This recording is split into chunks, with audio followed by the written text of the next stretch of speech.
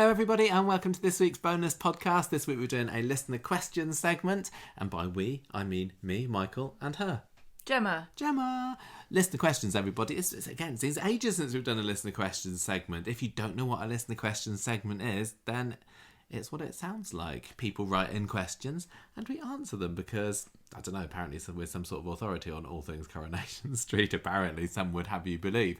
If you have got a listener question that you would like to send in to us, then write into us at conversationstreet@gmail.com and we'll shove it in the bag and maybe pull it out one day and talk about it. Just sit here on the bed, chewing the fat about whatever it is you want us to chew the fat about. First question is from Amber, and she wants to know, which is your favourite Coronation Street pet? And she says mine is Chesney's Schmeichel. That is a very good choice, Amber. That is well quite done. a good choice. I think that's a hard one to top. And this isn't the first time we've had a bit of a chat about pets on Coronation Street. Back in episode 149 of the podcast, which was about 6 years ago now, we did a whole feature discussion on pets. So do go back and listen to that if you want to find out more about our furry and feathered friends of Weatherfield. But I know things have happened since then. Maybe new pets have come along. Not been enough scaly friends, have there? Furry, no. Feathered and scaly, really. There should be some scaled ones like fish and lizards. Yeah. The only time we ever really had a fishy friend was when Faye killed Owen's fish in the pond. You'd have thought that, fish might be an easy pet to have on a soap. No. Why? No, because you've got to keep. It's a workplace, right? People aren't there all the time, and there's a fish that you've got to keep, and then you've got to where do you keep it? Do you keep it on set? Well, you can, or do you can't really stick it in the offices or something, can't you? Put it in the green room. Michael, you don't want to transport fish around. They don't like it. They can't complain. They can't complain. Hook it out with a net every time you want to put it into a scene and plop it into a bowl. I'd have thought that a fish might be a fairly easy one. And nobody would expect there to be a story about a fish like you do with maybe a dog or a cat. So no, maybe if they had robotic fish, it'd be easy. But I honestly don't think that a fish is a very good, not a very good soap TV pet. No. You can't. What kind of pets have there been, Michael? Dogs? Tell me what kind of dogs there have been. You know what types of dogs there have been. There have been many types of dogs. Big dogs, little dogs, brown dogs, white dogs, Schmeichely dogs, massive dogs. Well, there's been a lot of greyhounds, haven't there, and whippets, because... Yeah. Like a disproportionate amount of greyhounds compared to the amount that you actually see in everyday life. I don't know about that, because obviously dog racing is where... a lot of whippets and greyhounds are where they're bred for, where they come from. Ex champion dogs who maybe didn't do very well or can't compete anymore. Yeah. There's quite a lot of them. Well, that's what Monica my family had a whippet called Pepsi, and from experience, I can tell you that whippets and greyhounds are lazy as hell. They spend about 5 minutes a day sprinting around faster than anything possible, and the rest of the time sleeping and farting. Pepsi was a bit of a farty dog. Cerberus and Monica, both whippety greyhound. Yeah, well, Cerberus is a recent addition to the Corrie cast, isn't she? We didn't have her last time we talked about pets. There was also a greyhound. Was it like Lucky Lolita or something? Yeah, Lucky Lolita. The Hewitts had that back in the 60s, maybe. Now, do you subscribe to the theory that you grow to resemble your dog? Because I might get a greyhound. Just see if as a weight loss tip. Yeah, weight loss tip. Buy a greyhound. Greyhound yourself thin. Yeah. It could work. It might do. Let's... So Cerberus is whose dog? Evelyn's dog. And you've also got Monica, who was fairly a famous Tyrone's dog, kennel maid, Molly, all that kind of stuff. Yeah, that was like late 90s, wasn't it? Monica had a bit of a sad story because she never had an exit on Coronation Street. Pretty much all pets will have some kind of tragic death where they're put to sleep or hit by a car or something like that. Monica was hit by a car within the first few weeks of appearing on the programme. But then she was fine. She was fine, and as far as we know, she's probably up in the attic. Do you count... No, that's why Fizz and Tyrone never notice her. You don't have a category here for turkeys, but Teresa the turkey, was she a pet? I've got an other category. Okay, right. David the dog. I love David the dog. Now, he's a Yorkshire Terrier, isn't he? Yeah. He's a little petite thing. He's kind of fun, but I don't think hasn't been David's in it had for much a of while. this is the problem with a lot of the pets at the moment. They've not been in it more than they've needed to. And this is the COVID thing. Few animals on Coronation Street get proper stories, don't they? So Eccles is definitely a dog with a story, a beginning, a middle, and an end. Yeah, and she came in as the pet of one of Blanche's old friends, wasn't she? Yes. Batty old woman that was around for about a year in the late 90s, early 2000s, and she ends up dying, and Blanche inherits the dog. But she's certainly kind of a main dog, because I think you can split Emma kills her. Yes. Yeah. I think you can kind of split the Corrie pets into ones that are like, main characters, for want of a better word, that have got stories and a decent presence on the street, and Eccles is definitely one of them. I mean, this is why dogs really probably do make the best soap pet, don't they? Because you can take them out for walks, you can race them, like with Monica. Now, here's a fact that I wonder if people know about, to do with pets and films, and dogs especially, and wonder why there are so many pedigree dogs in movies, and it's because you can exchange one dog for another, and because there's a set standard for the breed, they're pretty interchangeable. And well, Schmeichel was played by like 4 dogs over his time. He's a Great Dane. So that's why most dogs in television, you won't get very many mongrels. Oh, okay. Because how do you find another dog that looks the same? I never even thought of that, but I think you're right. Looking at the list, of most dogs of these dogs will be pedigree recognisable dogs. Like for example, I think Rover. Is Rover a mongrel? But that is the real life dog, Cookie. Of Simon Gregson. And Rover's not been on the show for what? I'm going to say 2 years, 3 years at least.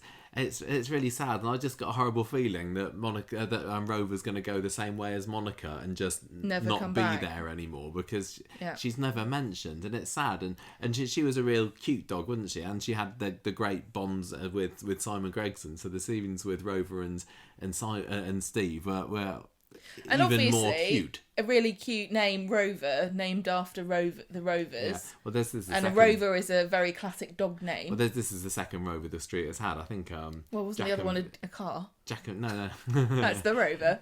Annie's Rover. No, I think Jack and Vera had a Rover for a couple of episodes at one point that Jack got off a mate in the pub or something. There's also Peanut. We've got Peanut at the moment. Now, is that a little? That's a little Dachshund, isn't it? Yes, another very classic breed. And you had Ozzy, which is a black lab. That was Maria's beautiful dog. Ozzy was a complete... He never did anything, did he? Yeah, I'm going to argue with you. He was still a presence on the street. Coronation Street, I would say, maybe it's Ian McLeod. Maybe he doesn't like pets. I think like it's COVID. Over the last 4 years, the status of pets on Coronation Street has plummeted. The thing about them is that you have to have the pet wrangler come in, don't you? And certain people own different kind of celebrity acty pets. Yeah, well, quite a lot of the pets are owned by the same person, aren't they? Yeah. Like the dogs and cats all come together. And here's another thing. I don't know whether this is just a film thing or a TV thing or a Coronation Street thing, but when you have your pets, your actors that play the pet, quite often, especially with cats, I think, there will be different acting cats that play the same character, but they're only trained for one thing. So there'll be a sitting cat and a laying cat and a cat that comes when you call its name, and they all play the same character, but they're only really trained to do one thing. Yeah, that is quite funny to think about. You don't know, because I think I learned that from when we went to the Harry Potter tour, and they were talking about Crookshanks. Oh yeah. And there were 4 different cats that played Crookshanks, and one of them was like a walking cat, and one of them was a sitting cat. Now, if I could do this in my real life, I would like me to play the sleeping Gemma. Perhaps there could be a working Gemma that I Someone employ. Else could do that, yeah. And a podcasting Gemma that can be somebody else who doesn't say controversial things. Oh gosh, yeah, you're right about the recent years that there not being very many pets on the show. So all the most recent additions, like Peanut particularly, I suppose, and also Boo. Eva's cat. Yeah, we'll come to cats in a minute maybe, but I think if you're talking about favourite Corrie pets in general, even if you're a cat person, you can't really go for a cat because none of them have I just want to say, stories. On Coronation Street, I think that the disproportionately fewer people own pets than in real life. I think The They're pet just ownership too difficult to have include on. because you have it's the same with kids. You They have to can't have a act. separate. You have to have a separate person come in. You have Poo to all do over the set. a health and safety thing. You have to have a special. You have to have a reason. That's why Cookie was so good. He played Rover because Simon Gregson would just bring her in. And I don't know whether there's a union for pets because I remember. Do you remember the story about what's it called? Thunderbirds. And how they used to have the hand actors, and there was a massive scandal back in the day because they just used to get members of the crew to do the hand stuff, and then the unions got involved for the actors, and they're like, you have to have a proper actor involved to play the hands. Is there like a pet union where they're like, you can't just bring your own pet to work day and call that an actor? You have to have a proper union dog. I want to know whether Simon Gregson was cashing in every time that he brought Yeah, Rover what was Cookie's appearance fee? £50 a Plummeted day in and all the last bonios couple you of can years, eat. Yeah. I mean, out of all of those dogs there, to me, the main two that have got a place in my heart really are Monica and Schmeichel. And that might sound a bit sacrilege not to include Eccles in there, but I never really grew to love Eccles that much. It's just a bit of a scruffball. Oh, me. I love those dogs. They're border terriers, aren't they? Yeah. And I really would like one because they don't shed, and I don't think you'd be allergic. Because this is why we don't have a dog. Michael's allergic to dogs, and Some dogs, yeah. He won't have one, and he's cruel That's to me. That's a discussion for another time, my darling. Now, but Schmeichel definitely has a proper story, and Schmeichel was like the key to turning Chesney from a beautiful little fun, happy-go-lucky orphan-type cherub into a miserable, moaning adult that everybody hates.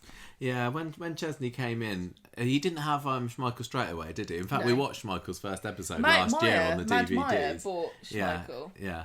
But it was so funny how tiny Schmeichel was at the start. But I over the know, course but of you can that see his year, big old paws. he grew really, really quickly. Yeah. And I think because everybody loved little Chesney back then and felt sorry for him, and they just came as a pair, didn't they? It was like he was his only friend. It was like the odd couple too, because you had little waif of a boy Chesney and this big old clumpy dog. Yeah, and who can forget that scene where Scylla's dragging Chesney down the street and he hasn't got Schmeichel with him, and he has to let him go or something, and he's there grabbing hold of the post box and going, "Mum." Oh, I love Schmeichel. That was so tragic. And when Schmeichel dies of cancer. I can't. Well, yeah, he has to get put to sleep. This was just as when Katie was pregnant as when with Joseph. He and Katie decided to start a family at like the age of 16 or something, and they thought that they were grown up enough. Yeah. And it was like a rite of passage of like the exit of childhood for Chesney, for Schmeichel to die and him to kind of grow into a man. Yeah. And I thought that was a really beautiful way of writing the death of a pet into a story.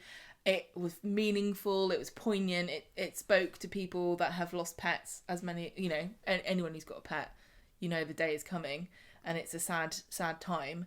And I think that when you write a meaningful death of a pet into a story, it can be really powerful. The same as with Eccles. And I know you say you haven't picked her as your favourite, but the story where poor Emma is kind of left to kind of decide what to do with Eccles and try to take her to the vet, and this very kind of beloved pet of the Barlow family, and she's kind of only tangentially related to them in any kind of weird way. Because of the link between Tracy and Steve, who is her dad. She's kind of like, what do you do? That moment, if you're kind of looking after someone's pet and then they get sick, even if you haven't been in those shoes, you can kind of really relate to how awful that would be. Eccles' death to me just felt like it was over with quite quickly. I it was felt very bad. tragic while it happened, and then it was kind of over and done with, really. But it was sad that Ken was at his retirement home, wasn't he, away from Eccles. And remember, Eccles was all sick, wasn't she? She kept weeing, didn't she, in the hallway? But they tried to make a bit of a joke out of it, because there's just a bit of a thing on Coronation Street at the moment about bodily functions every now and then, and pets. And pets often. I also will pick Cerberus as one of my favourite Coronation Street pets, because I really like, again, it's a juxtaposition, isn't it? You've got this live, young, energetic animal in Cerberus, even though he is a bit of a farty, lazy git. And then you've got Evelyn, who's supposed to be the kind of older, sedate woman. But are they really just two of a kind? Because she's actually sprightly, and so is Cerberus. The thing I like about Cerberus most is that it harkens back to the days of Monica. And I think the reason that Schmeichel and Monica are so high up on my list of favourite Corrie pets is just because it came from my early years of watching Coronation Street, my formative years on the programme. These two animals were around, and I grew to love them like they were my own. Who were Scamper and Mitzi? Oh yeah, I've written Mitzi was the was it an Akita that Jenny Bradley had when she came back in '93? It wasn't even hers; it was her boyfriend's or husband's or something. See, Akitas are dear to my heart, and Michael knows this because my dog when I was growing up was an Akita cross called Sasha. Yes, yeah, she was cute, but I think there was only a couple of episodes of that. Scamper was Joyce Smedley's dog, who was Judy Mallett's mum, and after Joyce got hit by a car, Gary and Judy had to look after Scamper for a little bit. He was all right, but doesn't. So I mean, dog wise, it's Schmeichel and Monica for me, and you're saying Schmeichel and Eccles for you with a few nods to the greyhounds as well. Cerberus and Eccles are my two David is all right, and there is a bit of comedy to be got from calling the dog David when the owner is also David, and they do have some funny scenes together because sitting on his chest or something. It's the juxtaposition of a very grumpy, sarcastic, sardonic. I wouldn't say a man's man, but he certainly feels like a lone wolf, doesn't he, David? With this very frou-frou little kind of lifestyle dog. And they don't go together at all, but there's a deep love there. Yeah, I quite like them together, but again, very, very thin on the ground. He hasn't been. Number of Has Doggy David been in it for the last 2 years? Don't know. Maybe slightly. I really hope that when now these COVID restrictions are being dropped this week, it's all dropped, isn't it? What's going to happen there on Coronation Street? I wonder. What a good Are we idea. going to be able to get the animals back on Coronation Street again? Cat wise, I mean, I don't think any of these cats are going to be able to top my favourite dogs, and I am a cat person, as you all know. There's just a load of names here that don't really mean very much. I suppose the most famous, historical famous Corrie cat was Bobby, Minnie Caldwell's cat. No, I love she? Bobby. Wasn't he? From what little we saw of him. No, I know, but Bobby was definitely a very a beloved pet, wasn't he? Yes, and I feel, and we only watched a smattering of those episodes, that he was a regular presence. Because Minnie was always kind of cuddling him, grabbing, and he was like a surrogate son for Minnie, really, wasn't she? And she was the batty cat woman, and like when he went missing, she was sad, and when Minnie was sad, that was tragic because she was a lovely little granny old woman. So I did have a newfound appreciation for Bobby recently watching those episodes. But then we also had there was Marmaduke, which was Betty's cat. Doesn't really mean much to me. There was Boo, which was Eva's cat. Cute, very cute. How many appearances did he make? Less than 10, maybe. You got every time they bring a cat into Coronation Street, I get excited and think, hooray! At last they brought a cat in. Cats are so dear to Coronation Street, considering they've been on the intro credits for at least 40 years or so. But they just can't. They even had a cat in their Coronation Street official logo for the 60th anniversary. Yeah, but because you can't control them, you can't train them quite as well as dogs, and they kind of go wherever they want to. They just don't make good telly actors. But yeah, you had Tom, which was the cat that Tracy had 2 years ago maybe. He stuck around for a few episodes, then it turned out that she was allergic. Bella was Maxine's cat, who was quite nice hanging around a little bit in the late 90s, but then as soon as Maxine got clonked over the head by Richard Hillman, Ashley chased her away. I know, that's tragic. That's horrible. Yeah, and I don't like people that. I think you learn a lot about people by the way they treat their pets, and I feel very. Actually, he deserved to have honestly, big stray drops on your head. I don't. I think he's an awful man for that. He was just grieving, but I guess he was also a butcher. Wasn't happy. Wasn't happy about that. He's like, you better run out of there before I make you into sausages. So I'd like to be able that this is my wish for Coronation Street, that they have a cat that is a proper regular presence on the show. I don't know what storyline the cat can have. You know, maybe there's mice somewhere. Maybe it has to have the snip. Maybe it has a fight and its paw gets They mostly big just sit there, and it don't limps they? them out. That's the thing. So on Coronation Maybe Street they now, go missing sometimes and climb trees, but you can't really get a long story out of that, can you? how many households do you think there are on Coronation Street? Households. 20? Yeah, so in the UK, the population, there are 33% of households own a dog and 27% Really? own cats. I would have thought that would have been higher for cats because it's very low maintenance and chill. So really, there should be Should be an awful lot more. there should be six or seven dogs and cats running around. No. Yeah. So if we can't really count cats as any of our favourite Corrie pets, are there any other type of animal that stands out to you? I mean, I suppose in recent years we've had Charlotte Bronte and the chickens. Now, I love that. That was very cool. Iconic for the story. Absolutely. And Great death. where are they now? In Yasmin's stomach. Well, yes, we know that Charlotte Bronte's dead, but Yes. what about the ones that pecked Jeff to death? I don't know. Probably they should be getting an OB or something along with Sally Duniver for that service to mankind. So they were kind of fun to have, but again, didn't really see much of them. Jack Duckworth's pigeons, I suppose, are fairly iconic pets, aren't they? And they were, like fish, very low maintenance. They just had to ship them in every now and then. They also all look the same, so you don't have to worry about getting a special stunt pigeon in. Yeah.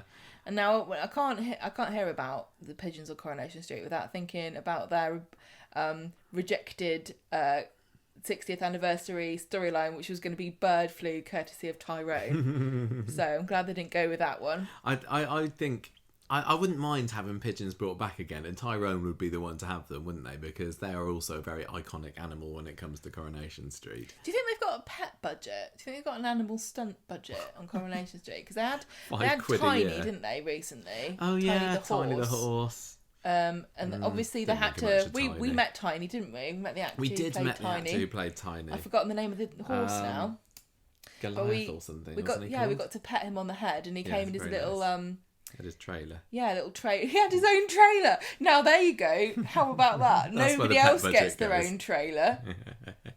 Who else have we had? I think all the various budgies that the characters have had over the year have also gone down in Corrie history a bit. You know, well, mostly it was Percy and Mavis, wasn't it? That had Randy and Harry and budgies are easy to port about, aren't they? Yeah, they are.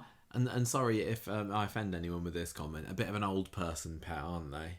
I know that I do know young people that have got budgies, but I don't think they're very popular, are they? No. Anymore. So I don't know, could you have Evelyn getting a budgie, or what other old characters are there on the street? Stu having a budgie maybe, or Ken, he could have a budgie. Well, I'll tell you what they can't have, and that's a parrot. I'm too old for a parrot. Yeah, though there has been a parrot on the street as well, hasn't there? John the parrot, which was what's his face? Jesse Chadwick's had a parrot. Depending on the species of parrot, they can live as long as people, and they get very sad when the owners die. So if you want a parrot and you're over the age of 30, you're too late. Don't do it. The budgies were quite funny with all the breeding stuff, because Mavis was so buttoned up and shy about things, that having Randy coming to make eggs with her budgie was kind of a funny juxtaposition. And then birds can fly away, that's got storyline potential. And the other thing, it was with Mavis's budgie, didn't she die when they moved house? And then was it Percy's budgie that died, and then Emily got a replacement and didn't tell him? I don't remember, but I quite liked having the budgies around. There's been rabbits over the years. Leanne and Barney have been the two main rabbits. Don't think much of them. Yeah, but they were quite good cute plot points, weren't they? Yeah, they were quite cute accessories for young David and Simon, weren't they? Now, some people like rabbits, and they kind of let them live in their house, don't they? And apparently they can be quite good house take them pets. for walks and everything, can't you? Yeah. Maybe there's a storyline avenue for you there. What about ferrets?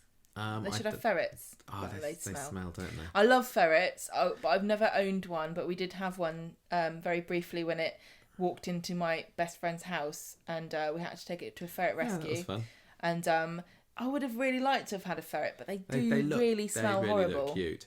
There's been a rat. There was Daryl the rat. That's true. Who lived far longer than he had any right the to atomic do. rat. But again, got a stupid exit storyline where he escaped and then electrocuted himself, didn't he, by biting some wires or something. Sort of a rat thing to do, isn't it? It's a very ratty thing to do.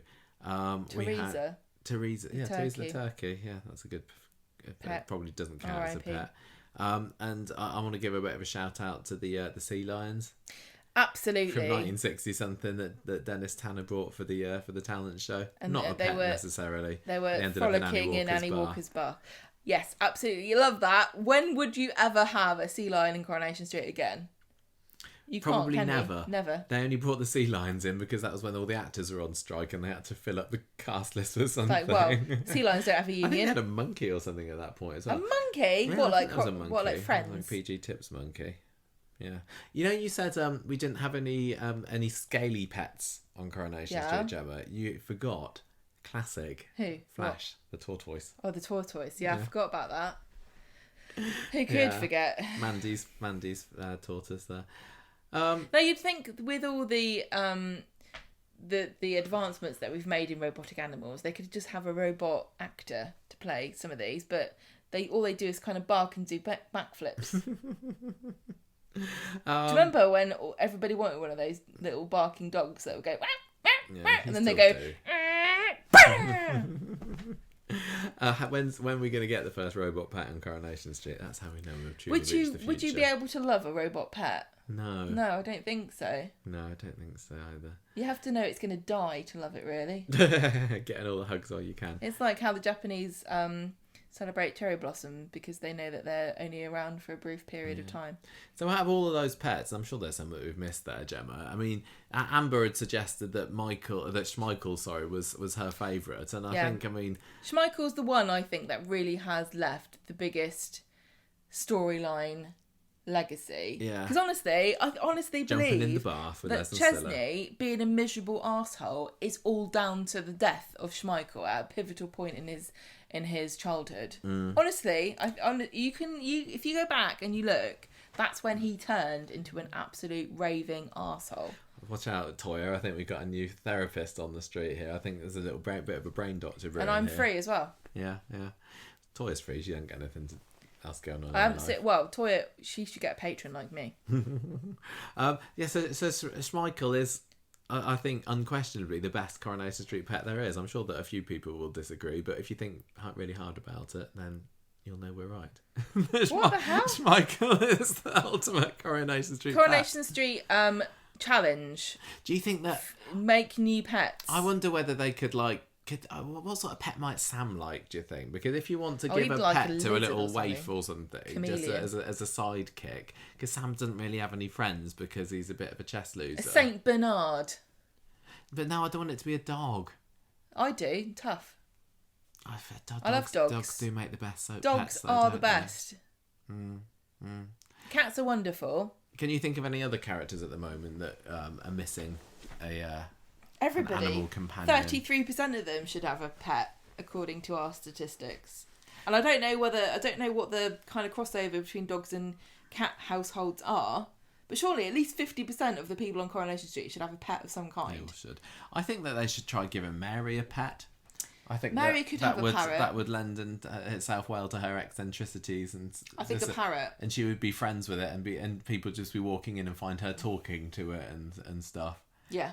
And she'd make up adventures and things for this parrot. Yeah, she'd be like, "Oh, yes." I was just talking to Mr. Squawks the other day, and he told me. I think that would work. Why not? Yeah. Right, next question. Thank you, Amber, for your question. I hope we've answered it sufficiently. Next question, last question for tonight, is from Alex. And Alex would like to know, if your favourite characters had to leave the programme, what would be your ideal exit storyline for them? And we also had Richard kind of jump on the bandwagon there and said, well, what about your least favourite characters? So maybe we'll try and tackle both of those in this chat. So, Gemma, I think I haven't. When we first decided to answer this question, I thought that we might come up with a few ideas, but I got a bit lazy with it, and I thought we'll try and ad-lib it as we go. So I don't know how that's going to turn out for us now. Because you've made lists. I've made a lot of notes. What kind of good exits do we get for characters that we like? So you can emigrate or go off to a new life. I think the most famous example of that is probably Becky, who flew away into the sunset. We've also got like you had like Lloyd and Andrea. They went off to live on the Channel Islands, didn't they? In their open top car. What about even like people like Hilda? Hilda had a nice exit. She had a new job, didn't she? She went to go and work for Dr. Lowther, didn't she? Yeah. But then you had other characters like went off to Kuala Lumpur. Yeah, but France. She live in a chateau. No, she went to Kuala Lumpur. But she ended up in France, didn't she? There's a fair few characters that have just gone off. Like Ina went off to Lytham St Anne's to live, didn't she? Yeah. In the Sharples. Rosie's in Japan. Yeah, well, I mean, sometimes you do go off for your job prospects like that. Les went off to do his roadieing, didn't he, for ZZ Top of the Morning. Candice went to do her styling for the actual status quo. Then you got retirement homes. Retirement home is quite a nice way to end. Common way to Percy Maud, Norris, they all ended up in retirement homes, didn't they? Going off for a new love. Yeah, like so it's like Elsie Tanner when she went off. That was a pretty good one. Who was it that she went off with? I can't remember what his name was now, but they had a quite nice exit, going off together. Minnie Coldwell had a happy ending, going off with old Handel Gartside. Eddie had a lovely exit, as much as Jeffrey, what was his name? Jeffrey Hughes didn't like he didn't like the him idea going of off him with being Marion. a family I thought man. that was absolutely lovely exit. Graham went off with Sheen. Maureen went off with Bill Webster. So those are kind of the good ways that you can leave the programme, and that's probably the sort of thing that we might want for our favourite characters. Or do we want our favourite characters to be killed off in a heroic way? I don't know, but when I was looking at different ways that characters could leave, there are a lot more ways that felt bad than good, because you can die in an accident or in a disaster or just natural causes, or you can be murdered, or you can have an illness, or maybe if you're lucky you can have a heroic death like Johnny did in Ashley. You can kind of leave in disgrace, you can go to prison, suicide, financial ruin like Bet. You can go on the run. There just seems to be... Claire Peacock is still on the run in France. She is, all these years later. How long she's ago was that? 12 years. years. Loire Valley. I thought you were going to say she's hiding out in the Louvre, just pretending to be the Mona Lisa. She's just going, oh yes, the Mona Lisa's that way.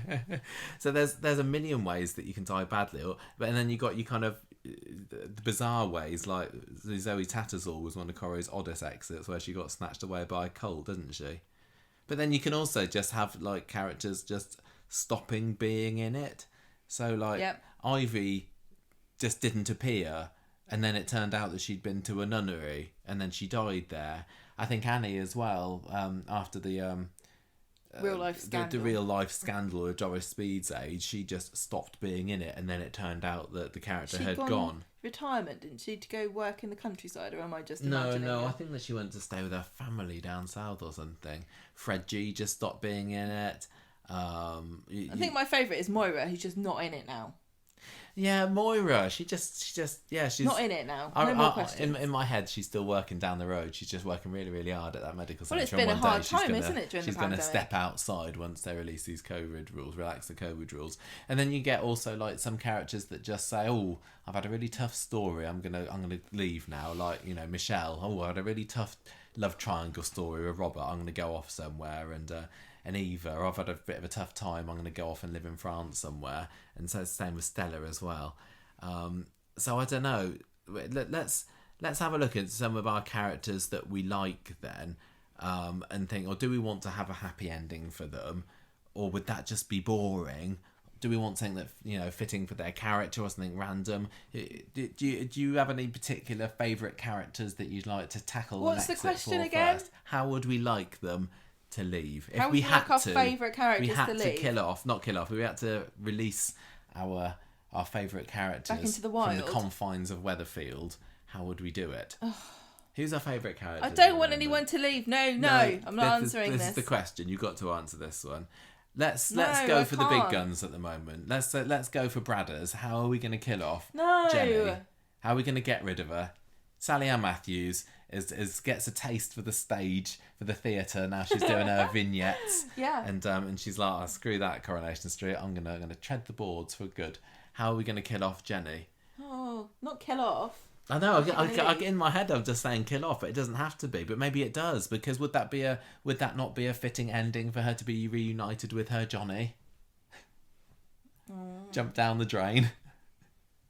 What have you got an idea about it? No, I haven't got any ideas. I'm just, as I say, my plan is to ad-lib this as I go. I can't think of anything how I would like Jenny to leave. I suppose a new romance would be a fitting kind of thing, and her sort of saying to Rita, like, this is the man for me, I love him, I can't imagine life without him, and Rita saying, oh, you've got to follow your dreams. I wouldn't mind that, as long as it wasn't a massive wet blanket like Leo.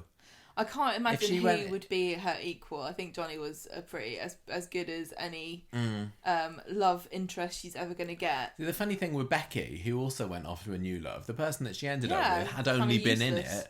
He'd only been in it for like a month or two, hadn't he? Kind of swanned it, Mr. Perfect, ready-made family for her, and off she jets on the way to Barbados.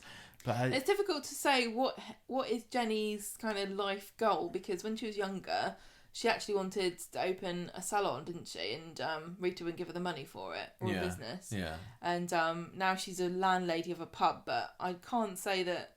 She was a singer as well, wasn't she? When she was younger. She did. Maybe she could go and get a job working on the cruise lines as a singer, and Rita would encourage her and say it was great, and she falls in love with the ship's captain. And then I think the story was that Jenny was working on the cruise ships in between her. Well, there you go. In her stints, so maybe she comes to Southampton and jumps on a big cruise ship and goes and sings. I don't think anyone would buy it now, though. I would, because I think that Jenny being a singer is a kind of lost Coronation Street trivia. Yeah, I mean she has been a bit of a romantic over the years, hasn't she, Jenny? So it feels right for her to go off with with a perfect man, but then I just feel that she'd be betraying the memory of Johnny. Rita dies, right, and leaves all her money to Jenny. Yeah. And Jenny is kind of at that kind of stage in her life where she doesn't know what to do, so she decides to go on a round the world cruise. And when she gets on the ship, she meets up with the ship's captain, and you can tell that they're falling in love with each other as soon as they see each other. I think and then some handsome ship's captain sail off into the sunset, and we kind of ... Do we get some postcards just to see how she's getting on with a gnome in them? Gnome's ear, yeah, from Arthur. That's my ending for Jenny. That'd be quite nice. Right, for Abby, who's another one of our favourite characters, the only way for Abby to go is in a blaze of glory, isn't it? It's rescuing people. I think she does. Are we going to actually kill off Abby, though? The quads, 4 kids in her arms running through. I am not sacrificing Abby for those bloody quads. How about they all die? She's got to be rescuing somebody that I actually care about. It could be anybody, really. I mean, maybe little Sam, possibly. Peanut, the dog. I don't feel that Abby's story arc is going to be properly complete until she gets those twins back again. And they were shortchanged a little bit at Christmas with their micro appearance, weren't they? But her whole story has been about what a terrible mum I am, and how I've screwed my life up.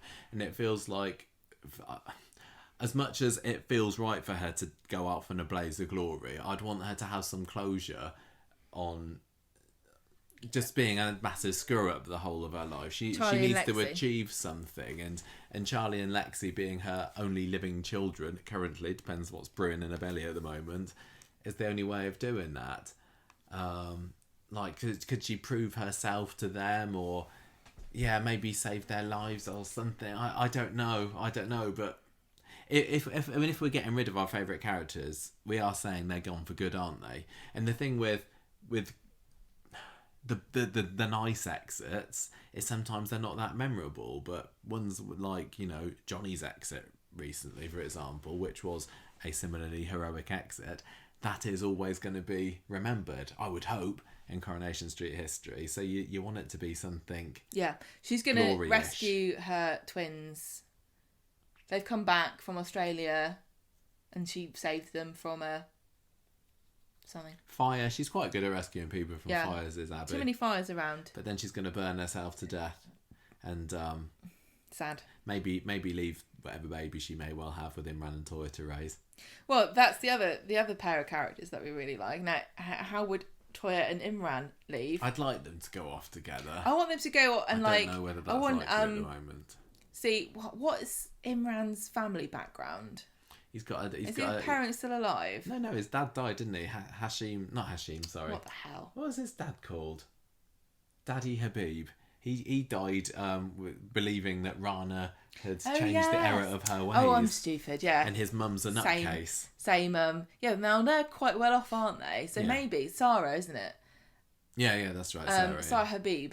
Now, maybe she dies and leaves the fortune, the Habib family fortune to Imran, and he buys a ranch somewhere. Like a beautiful, big, sprawling country estate in the middle of nowhere, room for 1,000 children, and Toya and Imran go and start a foster home together, fostering wayward children and bringing them up, like doing rodeos and counting acorns. I mean, the problem with Imran, and he has been in the show for a good 5 years or so now, is that because he's been so underused over the years, it's not easy to know exactly what makes him tick. But one thing that has always given him a big smile over that big old goofy face of his over the last year or two has been the prospect of being a father, hasn't it? Yeah. So maybe that would make his life complete. But I mean, I can't. Running a foster home. I'm telling you, the pair of them are made for that exit, because you've got Toya as a counsellor. She wants to be a mum. She can be quite domestic in a way. But Imran as well, he's got this kind of legal background, and I can imagine him being an advocate for these children, because you have to advocate for the foster children in your care, and you have to negotiate the legal system to kind of champion their best interests, and he would be perfect at that. What a great combination. He would, but I don't know, that feels like how a bit are you of going a to get dull rid of him excerpt. then? It's not I dull. mean, we've spoken to Charlie a few times about this rainy night rooftop fight between Imran and Gary Windass. That feels like it could be a quite fun exit. Yeah, but maybe he pushes Gary off the end, and then he goes, his sister. Now I'm going to live in the countryside. Kind of like in Lord of the Rings when Galadriel gets tested by the ring, and then she says she was going to decline and going to the east or whatever. I would really love Imran to be the one that finally brings Gary Windass down, and yeah, they've had very little to do with each other. He can't have a nice retirement after that, even though he's only like 12. Okay, well that's not what we're saying for those two then. Who else do we like? What about Dev, the Devster? He's one of our faves at the moment, isn't he? I don't know what to... I can't think of a really satisfying way to end Dev's story. His has also been a bit of a quest for romance over the years, hasn't it? And he was a bit of a flighty man. Lothario. And you don't call them flighty when it's men. They don't get to be slags or loose women. They get to be Lotharios and Romeos. I think settling him down with somebody that's just right for him would be good. Although, I mean, Sunita was fairly well matched for him, I would say, and that was 15-20 years ago. I mean, do we want him to have his business empire properly take off, maybe, or does he just end up with Gina? We've just been talking about Gina, haven't we, recently? I don't know. I can't think of a necessarily good one for him. Are there any characters kind of that are favourites of yours that you would like to definitely see die? Did we agree that for Abby in the end? I think Abby should die. If she's going to go, she's got to die, because she's a hero, and we don't get very many female heroes on Coronation Street, and sacrificing her life to save someone is a very Abby thing to do.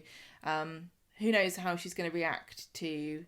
We kind of assume... Well, it's obvious that her affair with Imran's going to come out, because it always does in Coronation Street. So I can only imagine her reacting on the brink, right, badly, considering that she's been hooked on drugs almost every other time anything bad's ever happened. So, is she going to fall even further from grace than we've ever seen her? In which case, is the only way out, a kind of heroic end? Is she too good for this world? Is she too damaged to continue? And sacrificing her life for somebody is the only way that she can really do something good in this world. I don't know.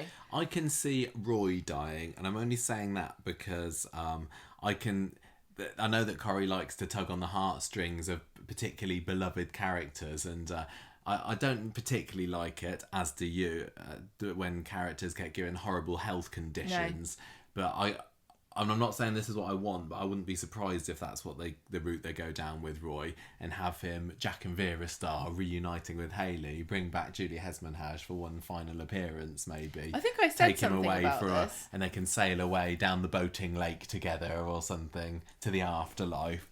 I think that would be quite sweet, because just even though he's got his newfound family in Nina, I think... Oh, Nina's going to be traumatised if he pops his cogs. Well, everybody dies, doesn't? Well, they do, yeah. That's always the way it ends. But I think that could be a really, really memorable exit, to have Roy disappearing off into the sunset with Hayley one last time. Yeah. But people would compare it to Jack and Vera, so it'd have to be it's already been like over 10 years since Jack met Vera's ghost, so are we overdue another reconciliation? At some point have said about how I would do that with Roy and Hayley. Yeah, I'm pretty sure I did. I know another character who we both like at the moment, David Platt. He's one of our faves, isn't he? I don't know what would be a suitable exit for him. I don't know. I don't think I particularly want him to die. No, I don't feel like it would be a good way for him to go, because he feels immortal in a weird way. Yeah. But what would be it? Is he going to get... He's not particularly got the ambition that would mean that he'd get a job somewhere else. He really He's perfectly has happy nothing going for him, apart from he likes to cut hair, and nobody's poaching, barbers from England to go anywhere to do anything. He didn't need to go up, find a newfound love and jet off somewhere, because he's got Shoda, who's also a very happy homebody down in Weatherfield. I don't want him to just stop being in it anymore. Maybe they just move to Devon and eat scones. I'd like him to be caught up in an epic final, huge, massive Britain's Got Talent Super Soap Week kind of style storyline, because the Platts are all very good at that, and he's had so many over the years. I wouldn't want him to go. I wouldn't want him to go out a villain, because although he has been mighty entertaining as being an antagonist over the years, I think that he is. I think a lot of people really do love him, and to see him going down with his name besmirched, it wouldn't sit right with me. No. Maybe he can go out a hero though, the Abbey style. Maybe I wouldn't be adverse to him dying in the... Yeah, but who's he going to save? Not Max. Yeah, I don't care enough about Max or Lily, or... You could save Shona, maybe. He could have a bit of a Johnny Connor style exit, couldn't he? Mm. Saving his missus. Or maybe saving Gail. Because... yeah, and then he could say, I love you, Mum. And then die. Oh, he could. He could call her Mum. Yeah, and she go, oh, David. Oh, blink, blink, blink, blink, blink, blink. I don't know whether I could cope with grieving Gail again. Or grieving Shona, or grieving Max. I wouldn't. Anyway. Okay, there we go. So David's going to die saving his mum somehow. Yeah, all right then. To get her back for all of the trauma that he's caused her over the year. Are we done? I don't know, we got a few more. I mean, if people like Debbie, I quite like her. She's on my list. Debbie would be like, she's just gonna... I've brokered a deal. I've bought the entire country of Turkey, so I'm going. I really hope they do more with Debbie this year. She's been in 2-3 episodes maybe this year. Great, isn't she? We've barely seen her, but she's how amazing. About she goes and lives in LA and she becomes a jewellery designer? Or like a boutique, a clothes shop, and she sells maybe she starts an Etsy shop to sell her old clothes, and then she gets scouted by some kind of talent scout who says that she's got an amazing eclectic dress sense. And then she goes and lives in LA and she opens a boutique and she sells stuff to Arnold Schwarzenegger's mistress or...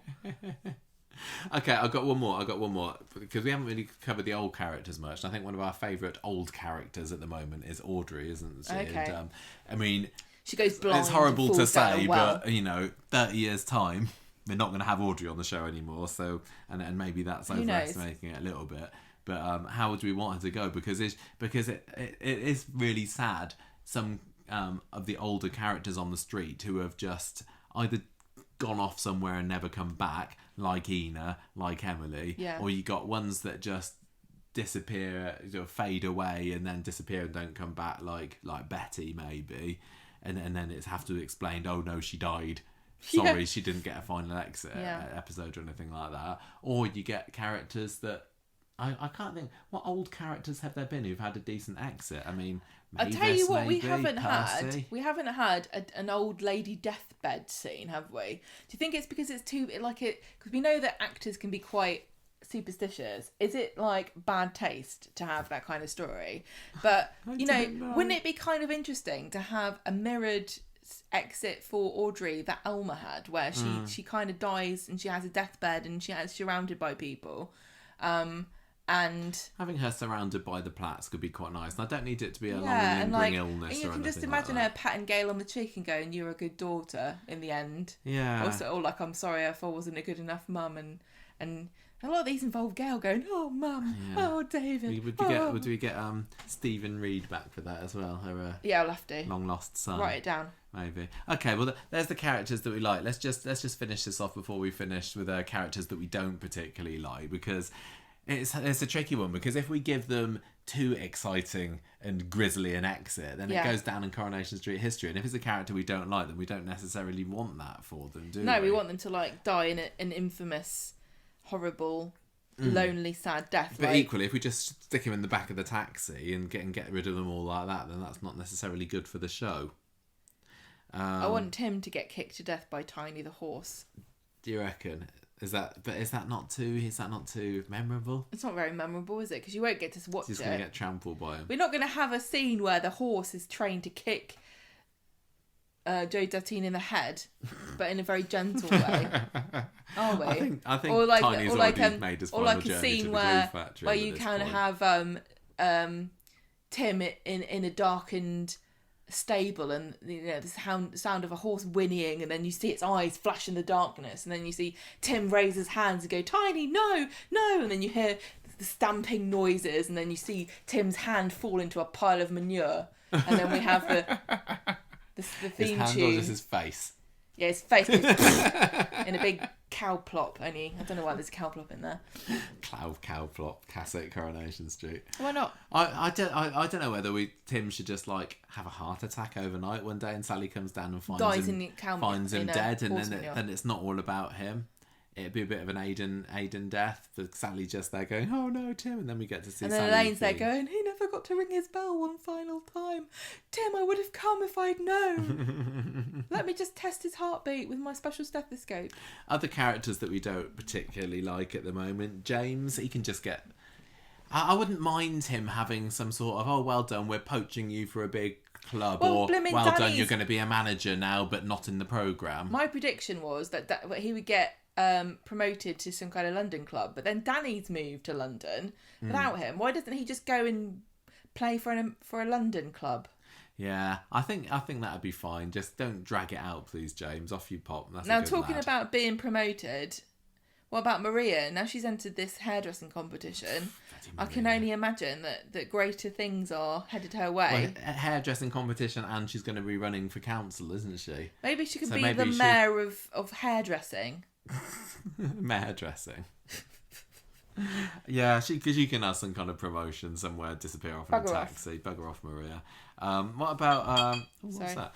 Chesney.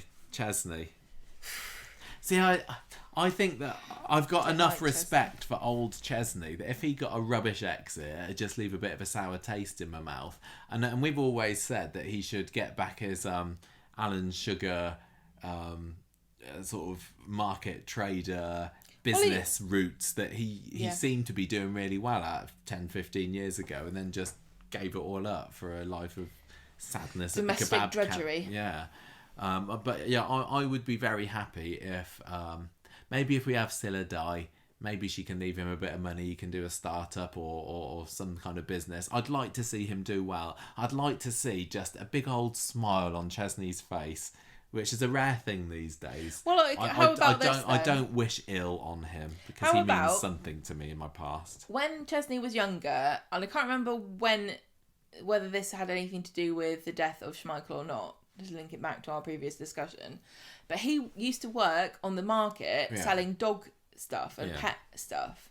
Now, how about Scylla dies, leaves him a load of money, and then he opens a pet shop, and it kind of says something to Gemma along the lines of, when Schmeichel died, I never thought I'd be able to love another animal again, and there was just this big hole in my heart and I couldn't fill it. But now I think if I can make people happy and make their pets happy, I think I've fulfilled my purpose in life, and I'm honouring Schmeichel's sacrifice or some kind of something like that. And then business Schmeichel's or something. Schmeichel's pet shop. But he wouldn't put an apostrophe in, would he? Well...